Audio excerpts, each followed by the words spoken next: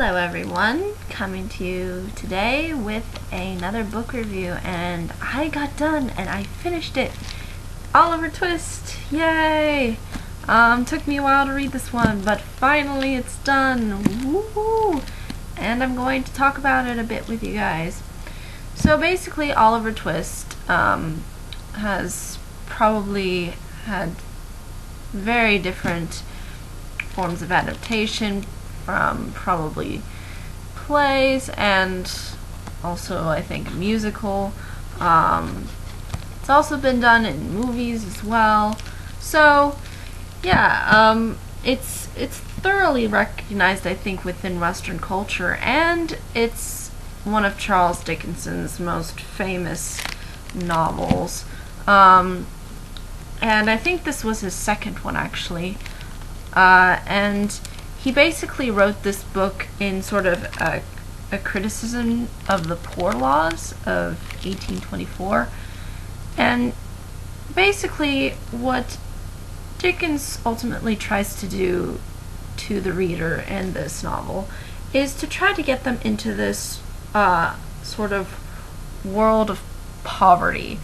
And in this world of poverty, there are a lot of criminals. And yes, this book contains a lot of criminals. Very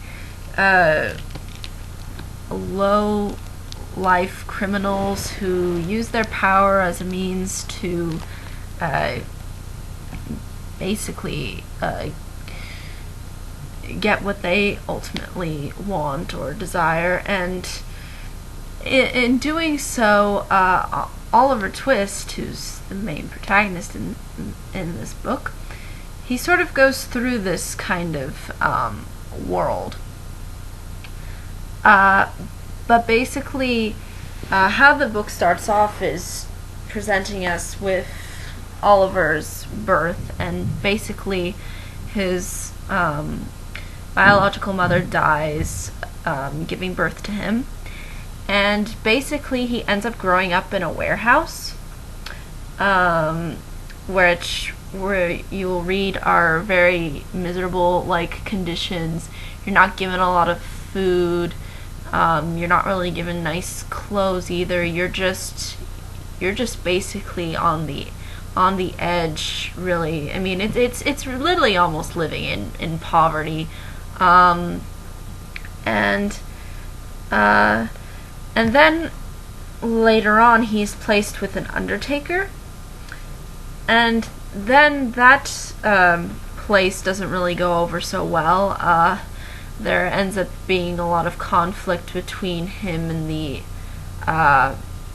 undertaker and all the other people that the undertaker associates with or basically lives with.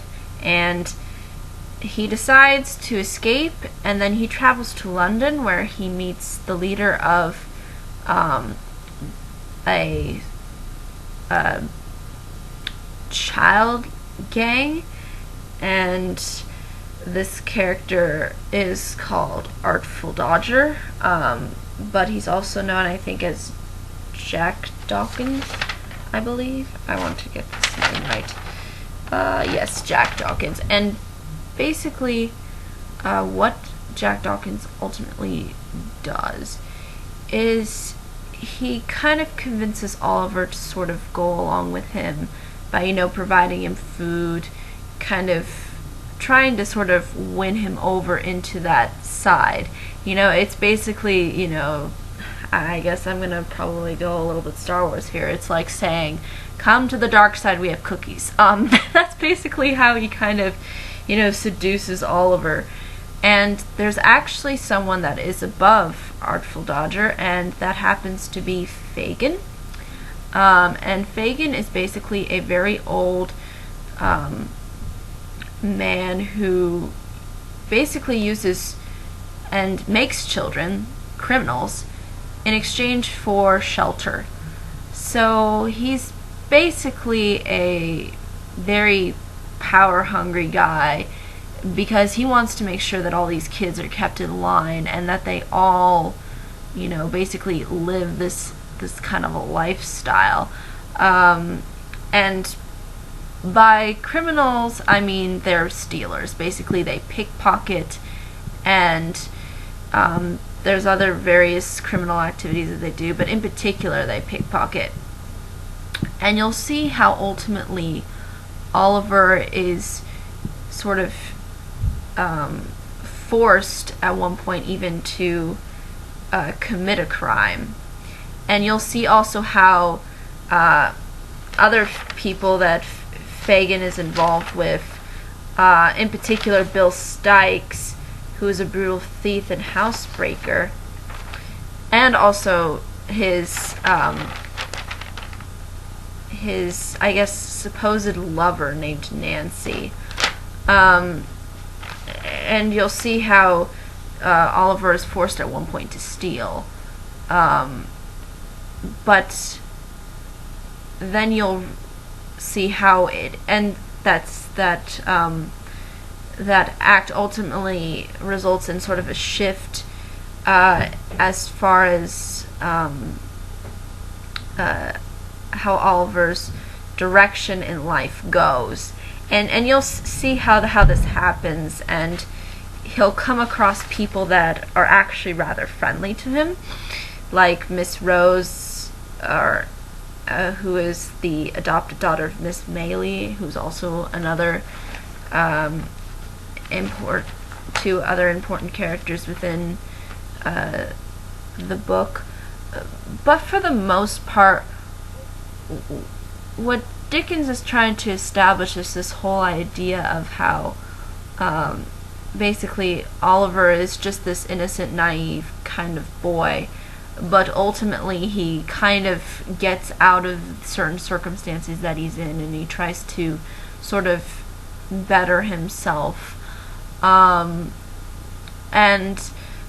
I think that's kind of resignative, especially when so many other kids, like Oliver, end up choosing this really criminal-like lifestyle, instead of going in a different direction, which you'll see how Oliver tries to go into a different direction.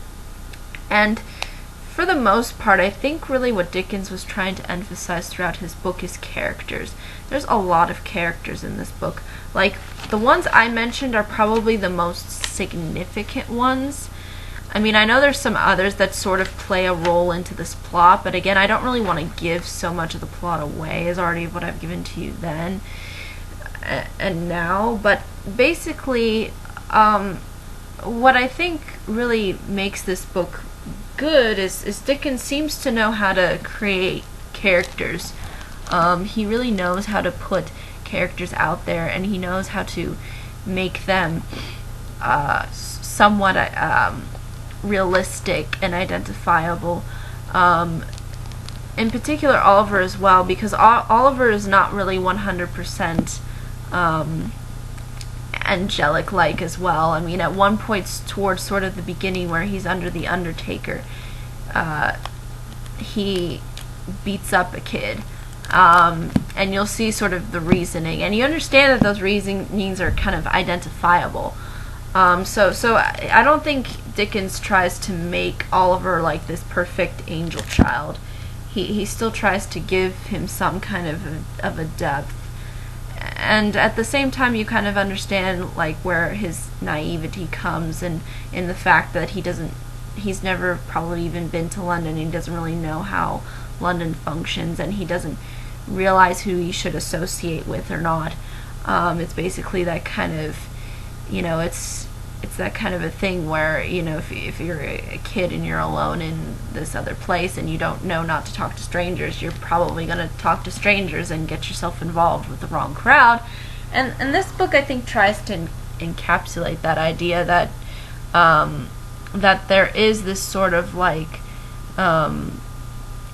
criminal underworld during the time period of the 1800s when this book was written in particular. And you'll see that. And Dickens wanted to make it fairly realistic.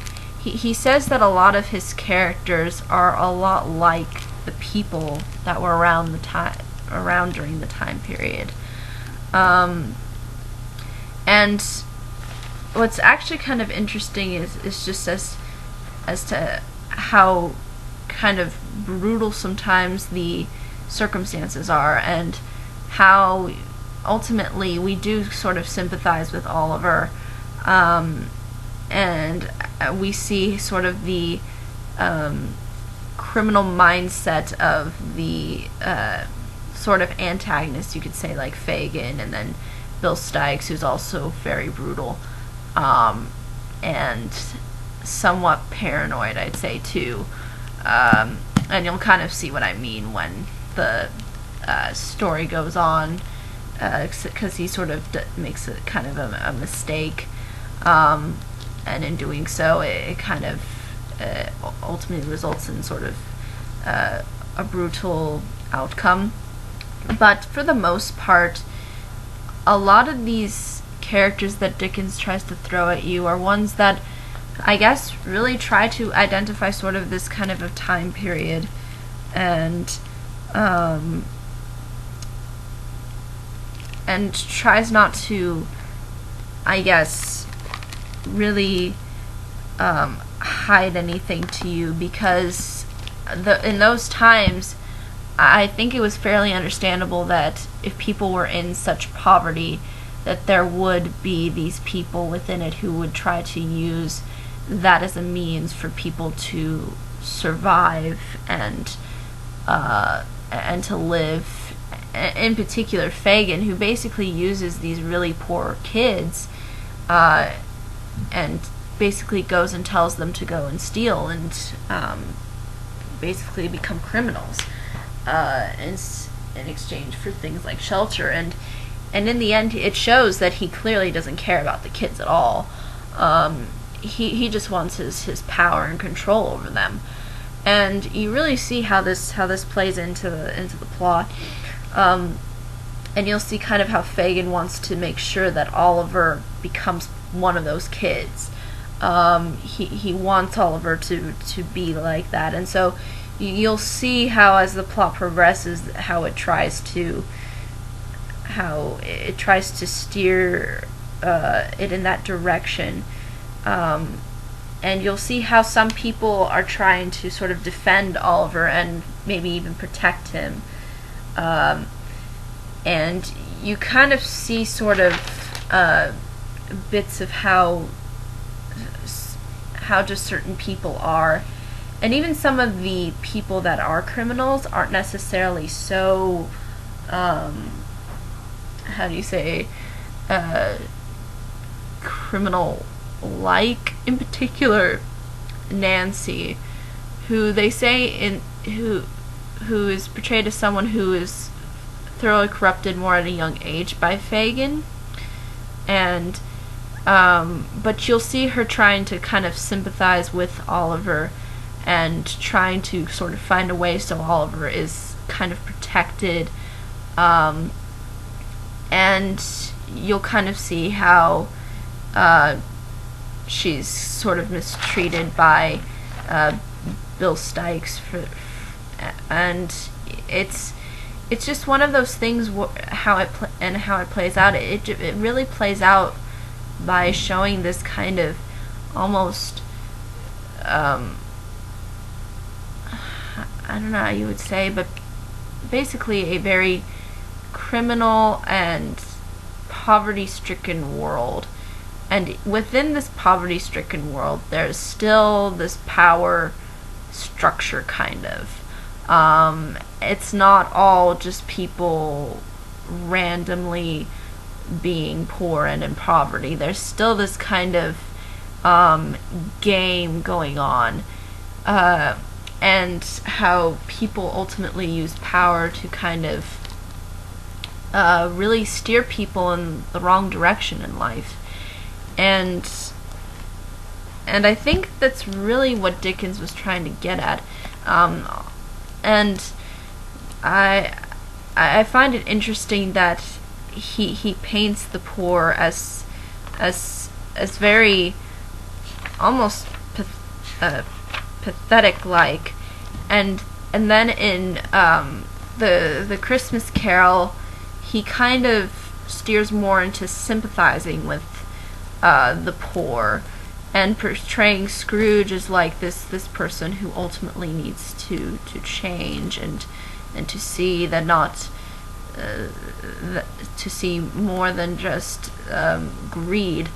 So I think it's kind of funny how this one is in particular kind of trying to sort of address the opposite and say, like, yeah, I mean, you know, there are poor people, but some of these poor people really do bad things and don't really allow society to, I guess, progress, really. So it's just one of those things, and I think the novel does a good job of addressing those kinds of class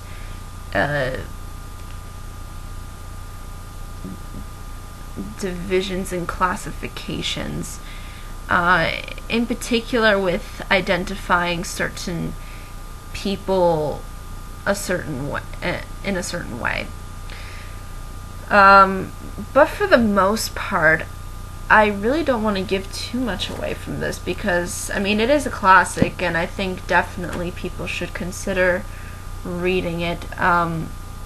It may be a little bit difficult to understand because of the Old English, but I do encourage people to read, after they read the book, to maybe read a summary of it, and then you will totally get the gist, and you'll just go, now I see. Because it can be, I mean, I'm not saying that it's not easy to understand, but sometimes I'm just so bad with names that when Dickens is throwing all these characters in my face, it's hard for me to go, wait, who's that again? And who's this? And what's happening now? And I think that's why I kind of struggled with this book, because there's just so much stuff being thrown at you, and you don't really know what to focus on in so much. But I think what Dickens was trying to do is just to address that within this poverty-stricken world and during this time period of England, there were people who used their poverty as a means to gain some sort of power and create sort of a criminal world.